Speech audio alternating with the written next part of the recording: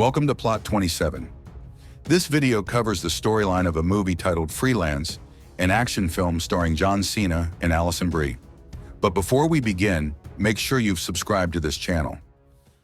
Mason Petitz is a former Special Forces operative. After deciding to retire, he returned to normal life with his wife Jenny and their daughter Casey. Mason now works as a lawyer and is currently with a client named Scott. Not long after Scott leaves, Mason's old friend from the military, Sebastian Earle, shows up. Sebastian takes Mason to his workplace, and they arrive at the headquarters of CDI, Contracted Defense Initiatives, a private security firm. Sebastian founded the company 7 years ago.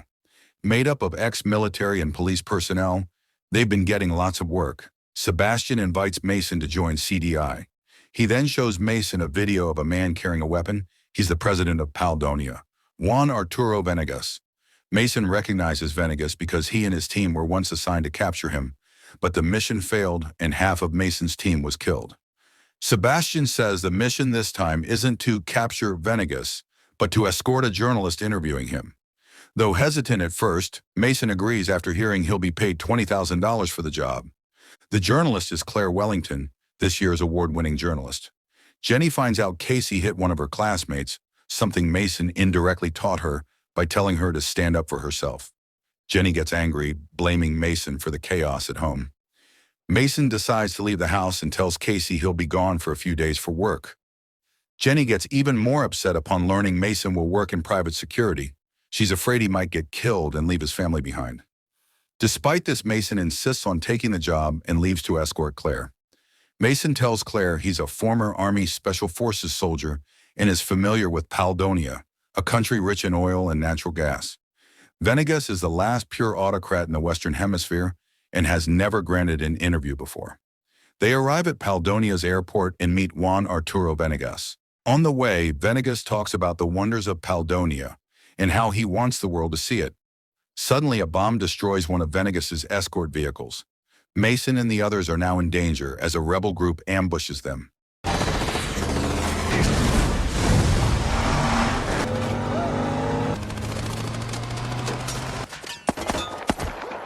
Using his military skills, Mason easily takes down the rebels. Claire wants to report on the attack, but Mason forbids it. They must get to safety. Meanwhile, a man watches his daughter dance. He is Colonel Jan Kohorst. Mason contacts Sebastian, reporting the ambush and asking for extraction. After pinpointing Mason's location, Sebastian instructs them to head 3 kilometers east for pickup by a helicopter owned by an ally. Venegas borrows Mason's phone to call his nephew Jorge, informing him that he's alive and returning home. Jorge panics and tells General Martinez. It turns out they were behind the attack, and Venegas realizes Jorge led the coup. Mason and Claire separate from Venegas, who heads back to the palace. The two arrive at a field where a helicopter is supposed to pick them up. Claire insists on staying a bit longer for coverage, but Mason refuses, prioritizing safety. The helicopter arrives, but it turns out it's not there to pick them up. Realizing they're in danger, Mason and Claire flee.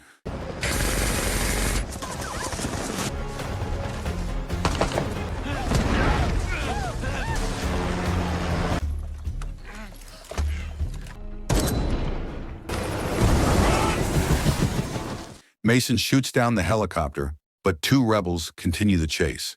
Claire, separated from Mason, is terrified. One of the rebels finds her, but Mason arrives just in time and takes him out. The remaining rebel threatens them again, but Venegas unexpectedly appears and kills him. Though Mason initially hated Venegas, he thanks him for saving them. It turns out Jorge has been conspiring with Colonel Kohorst to eliminate Venegas. Kohorst says his client needs assurance that their investments in Paldonia are protected. Mason tells Claire about his failed mission in Paldonia years ago, where he injured his back. When Claire asks about his marriage, Mason admits he might separate from Jenny. The trio reaches a village where Venegas's old friend Ernesto is the village head. Ernesto's son-in-law, Pepino, will take them to the city the next day, so they spend the night there. Claire finally interviews Venegas, who says the country's resources have long been exploited by outsiders. He believes the mercenaries were hired by these corporations. Holding a handful of sand, Venegas says it's lantanita, a rare earth metal essential to tech like phones and cars. The corporations want to buy it for cheap, but Venegas refused. He promises to use the country's wealth to benefit Paldonia's people. The next day, Venegas asks why Mason was sent to Paldonia when there are other places. The question makes Mason think, and he calls Sebastian. Sebastian admits his client wanted Mason to eliminate Venegas. He chose Mason so he could avenge their fallen teammates. Sebastian claims he didn't know Jorge was behind the coup. Casey is thrilled when Mason calls. She says Jenny is sad and asks him to come home soon. Mason tells Jenny he loves her deeply. After hanging up, Mason picks up his gun and walks toward Venegas. He tells Claire they're leaving for the border that night. Suddenly, Colonel Cohorst and his men arrive. He questions Ernesto about Venegas's whereabouts, but Ernesto won't answer. Peppino takes Venegas, Claire, and Mason toward the border on a tractor. Seeing Ernesto in danger, Venegas steps out to face Cohorst. Mason grabs a horse and takes Venegas to safety. Claire follows but falls off since she doesn't know how to ride. Cohorst says his group was contracted to represent the people of Paldonia in their fight against a dictator. Mason and Venegas head for the capital, Puerto Santiago. Mason confesses that he was sent to kill Venegas, but Venegas already knew. He tells Mason he didn't shoot down the helicopter years ago. Back then, Venegas was planning to flee to Cuba when he saw a helicopter get shot down. The next day, a donor approached him, demanding a new oil lease agreement before the next helicopter could land. Mason realizes they were pawns, and Venegas brought Claire to expose the truth about Paldonia. They take shelter in a church near Puerto Santiago. Sebastian calls Mason, wondering why Venegas isn't eliminated yet. Mason says they need to talk again. He plans to trade Venegas for Claire. Venegas is calm and borrows Mason's phone to call a trusted ally. The next day, a group of men led by Eduardo Lobato, leader of the Shadow Opposition Party, and an old friend of Venegas arrives. Mason is surprised Venegas is close to the opposition, but Venegas admits he paid Lobato's group to riot so he could later appear as the hero who saved Paldonia. Mason meets Colonel Cohorst to trade Claire for Venegas. Calmly, Venegas walks up to Cohorst, flanked by the people of Paldonia. Chaos erupts. Mason rescues Claire, and the three head to the palace to tell the world the truth. Venegas and the others enter the palace via a secret tunnel. Outside, the people of Paldonia are protesting. Jorge, busy taking selfies, is stunned to see his uncle return. Claire begins a live broadcast. Venegas says that once Jorge becomes useless, his allies will discard him.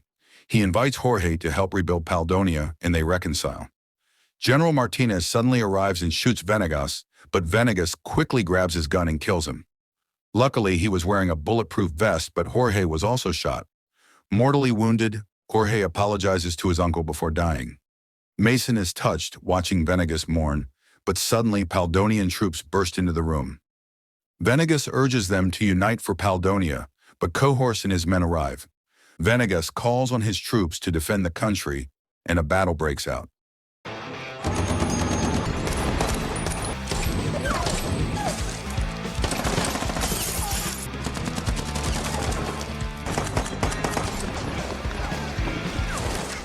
Venegas takes Mason and Claire into another room. Claire treats Mason's injuries, but the power goes out. They must flee because Cohorst is still hunting them. The fight between the Paldonian army and mercenaries rages on, and Mason faces off against Cohorst one-on-one.